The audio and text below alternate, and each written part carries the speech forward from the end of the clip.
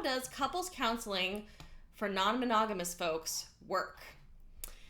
So this is actually a very interesting question.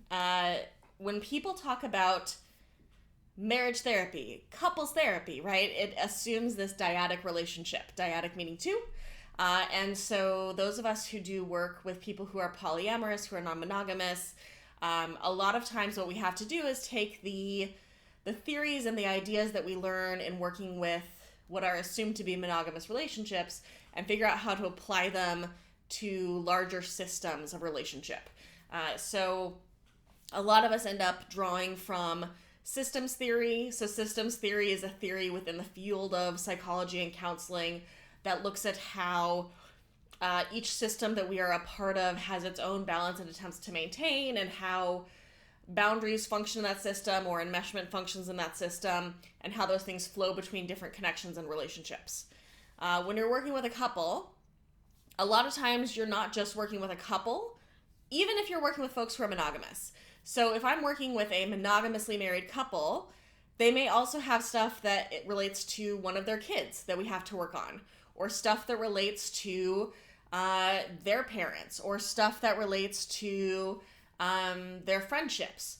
Or the reality is that none of us are isolated. We are all interconnected in a multitude of different systems at all times. So you're involved in your own individual system, your own internal system. You're involved in that relationship with that person. You're involved in your friendship systems, your family of origin systems, any chosen family systems or systems that you've joined due to your relationships. You're a part of work systems. You're a part of larger societal systems, right? All of these interplay and determine kind of who we feel like we should be, how we feel like we should show up, what the expectations are for us, what the expectations are for our partners, and all of those different things can influence how we're showing up within a relationship. When you're working with non-monogamous folks, a lot of times it's just about, like as a therapist, it's just about knowing how to ask questions about the relationships that are not a part of that dyad, and make sure that the work you're doing with the couple isn't being done with the assumption that their particular dyadic connection matters more than any other connection in their life. And to be frank, I think this would be helpful even, again, for folks who work with monogamous couples, because when we assume that someone's romantic or marital or sexual partner is their most important relationship, we often lose track of a lot of other relationships that are important to them, and we can end up reinforcing ways that our society creates these very isolated nuclear family units where people have very few opportunities to get support or kinship or connection from people other than that small nuclear family unit. So again, a lot of it is just asking questions about other people, asking questions about which relationships are important, asking questions about how they balance their time, how they balance their energy, how they think about what commitment means, and how they figure out which commitments they're living up to with each other, which ones they want to make with other people, how they balance their need for alone time and for space. There's a big, people talk these days a lot about attachment theory. And one of the ways that I loved learning about attachment theory in terms of framing it is that when you have a pairing between people where one has a more anxious attachment style and one has a more avoidant attachment style, part of what can be happening in that relationship is that each person is disowning a piece of themselves that wants the thing that the other partner then becomes responsible for. So all of us have a balance of needs for closeness and distance, for time together and time apart. We all have both of those needs within us. And when we are more anxiously attached or showing up with a more anxious attachment style, we are taking responsibility for all of the closeness and connection needs and disowning or denying our distance needs or our space needs. And on the other side, when we are more avoidantly attached or showing up in a more avoidant way, we are taking responsibility for all of the distance and separateness needs and denying our own needs for connection and closeness, right? And so a lot of couples counseling for non-monogamous folks looks as well at, like, how are attachment patterns showing up in this relationship? Do people have attachment wounds that we need to work through? Are we creating systems in which each person within a partnership is holding like one set of needs or one set of desires when actually both partners have both? And how can we help redistribute that? Overall, I don't know that couples counseling for non-monogamous folks is all that different than doing couples counseling for monogamous folks.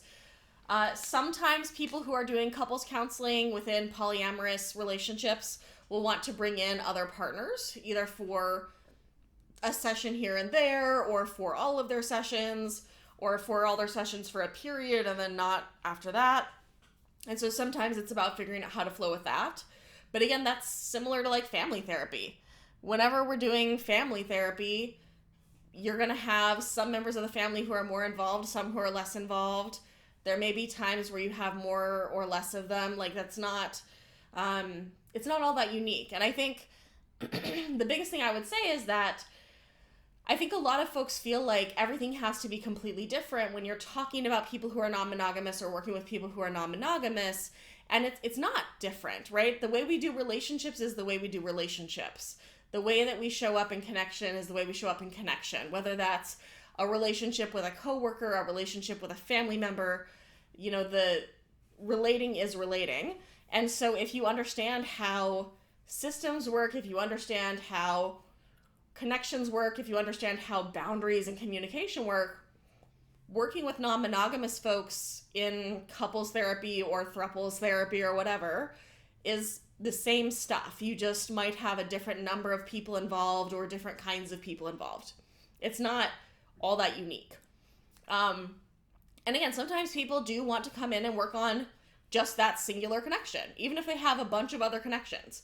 Sometimes they want like an extra tune-up for that connection. Sometimes that's one of the ways that they just like keep their relationship going. Sometimes there's a conflict that's primarily showing up in one of their connections, but not in others, right? So I think it's not that different. It's really not. And that being said, it is important that if you are someone who's non-monogamous, who's seeking out relationship therapy, if you are not being seen by somebody who is themselves non-monogamous or very versed in non-monogamy, it can go poorly very quickly. A lot of people will not let their therapist know that they are non-monogamous, or they will talk about it or talk around it and get negative reactions from the therapist, which then damages that relationship and damages their ability to trust that therapist. So I think if you're a therapist asking this question, the biggest thing is figure out how to meet things with curiosity, figure out how to educate yourself.